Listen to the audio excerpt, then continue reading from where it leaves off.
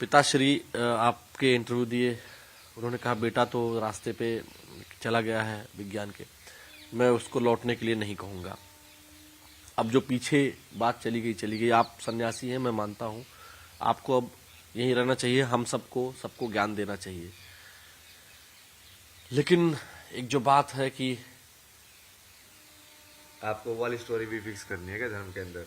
नहीं मतलब नहीं, मैं वो स्टोरी नहीं, जो मैं उनका इंटरव्यू देखा तो मुझे ऐसा लगा, अगर आप मुझे अपना भक्त मानते हैं या एक मानते हैं कि मैं, ये कैमरा जरूर चल रहा है लेकिन मैं ये मान के आपसे बात कर रहा हूँ कि ये नहीं चल रहा है, नहीं वो ऐसी वो आपकी ऑनेस्टी निकलेगी, है ना।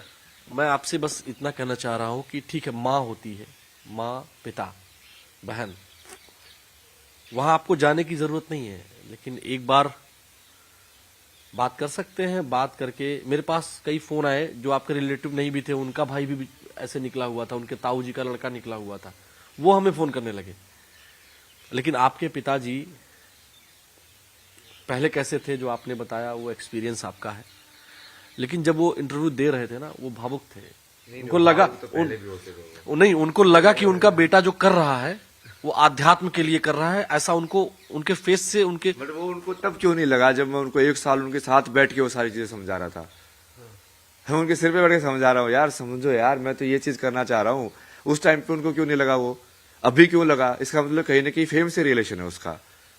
उन्होंने उस टाइम पे अपने बच्चे की सत्य को क्यों नहीं माना कि ये जो बोल रहा है ये सत्य है? लेकिन कहते हैं कि बड़ों उम्र में बड़े जो जिनके तन से हम पैदा हुए हैं, हम भी किसी के बेटे हैं। कई बार हमको लगता है कि मेरे पिताजी ठीक नहीं कह रहे हैं, वो हमारी बात भी नहीं मानते हैं, लेकिन इसके बावजूद भी हमें क्या करना चाहिए? जो हमारी जो सनातन परंपरा है, वो कहते हैं ना कि हिरण्यकश्यप, याद है आपको? हिरण्यकश्यप तो याद है ना मेरे को, बट उसके अंदर तो जैसे मेन तो मैंने इतने सारी चीजें की, तो उन्होंने हिरण्यकश्यप के सुपुत्र ने तो ये नहीं किया ना कि उन्होंने तो, प्रहलाद ने, देखिए मैं ध्रुव बोलने जा रहा था, आपने ध्रुव भी बोला था है ना। हाँ। देखिए कई बार गलती होती है और उसको स्वीकार कर लेना चाहिए। हम जानते सब है, ध्रुव, प्रहलाद, क्योंकि वो दोनों ही भक्त है, इसलिए आप कंफ्यूज हो गए ना। दो को ही भक्त की उपाधि मिली है, भक्त ध्रुव और भक्त प्रहलाद, जो कि अमर हो गए। ये मेरे को वो विभूति वाले बाबा बहुत बता रहे थे, देख ऊपर बैठा हुआ वो ध्रुव, वैसे वो होता नहीं था, वो दिखाने का आता था कि ऊपर देख, देखो ध्रुव बैठा हुआ है, वो अमर है, हो गया वो भक्त बन के। वापस से महाराज जी हम बात पर आते हैं, तो पिताश्री से घर तो चले जाइए आप। नहीं वो सब वो अभी है ना, वो आपको शायद वो हो सकता है कि आपको अपने प्रारब्ध की वजह से उनके अंदर वो चीज दिख रही हो, बट मुझे वो पता है ना वो क्या है। वो तो मेरे को ऐसे देखते थे ना, ऊर्जा में जैसे खा जाऊंगा मैं, तो मैं वहां पे साइलेंटली बैठा होता था, तो उनको ऐसी इतनी ईर्ष्या होती थी उस चीज से, वो करने से, मेरे ओम जपने से भी, वो सब करने से भी। अब क्या बदल गया एकदम से? वही चीज वहां पे कैसे गलत लग रही थी उनको? सारी चीजें पढ़ाई मैंने वहां पे, जैसे मेरी वो बीच में वो सब भी हुआ, वो घर छोड़ के खुद ही भाग गए थे, फिर मैं चाचा वगैरह को बुलाया, तो चाचा वगैरह को बुला के जैसे बुआ वगैरह आई, मैंने उनको पूरा समझाया कि मैं क्या कर रहा हूँ, देखो ये मेंटल हेल्थ के लिए बहुत जरूरी है, क्योंकि ये सब चीजें मन कैसे काम करता है उससे भी जुड़ी हुई हैं। आज के टाइम में कितनी जो ज्यादा जरूरत है इन सब की, वो लोग समझे, फिर भी वो नहीं समझे, क्योंकि उनको समझना ही नहीं था।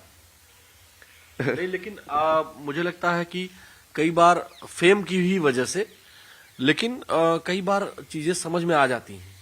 नहीं वो समझ में नहीं आई है उनको, वो सिर्फ परसेप्शन की वजह से होता है कि हाँ अब ये चीज, वो पहले उनको डर लग रहा था कि ये चीज है कि नहीं है, अब उनको लग रहा है कि हाँ ये चीज तो बाकी लोग एक्सेप्ट कर रहे हैं।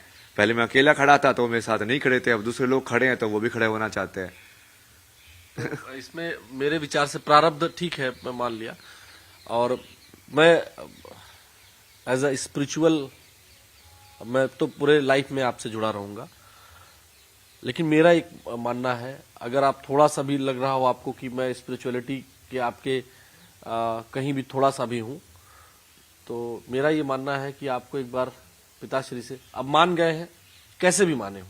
नहीं वो मेरे को मानने से मतलब ही नहीं था ना, मेरे को उनके मानने से मतलब होता तो मैं इस बात पे आता ही नहीं। उनके मानने या ना मानने से मेरे को क्या मतलब है? वो मेरे लिए तो एक सोल है ना, जो बाकी सोल्स हैं।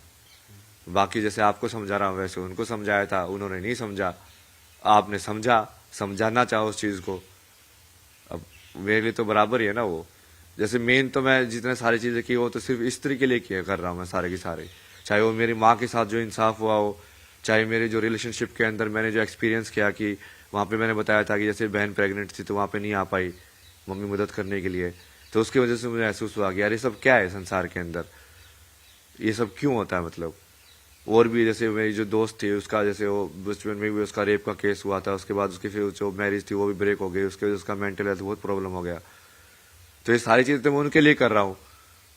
यहाँ रितु जी भी बैठी हुई है, मैं बार बार ये इसलिए बता दे रहा हूँ क्योंकि फीमेल है।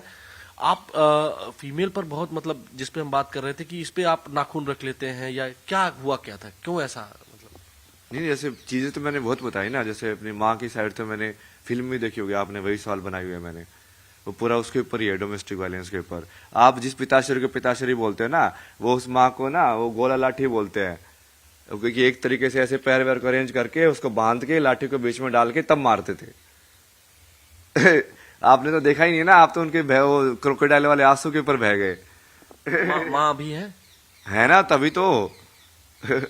तो मेन चीज तो उनकी थी। जब मैं दिल्ली में भी रुका तो मैंने उनको भी बोला था, जब वो घर छोड़ के भागे तो मैंने बोला कि वो भगवान ने मजा कर दिया भाई, ये इसको आपको छोड़ के जाने की जरूरत ही नहीं थी, वो खुद ही छोड़ के चला गया।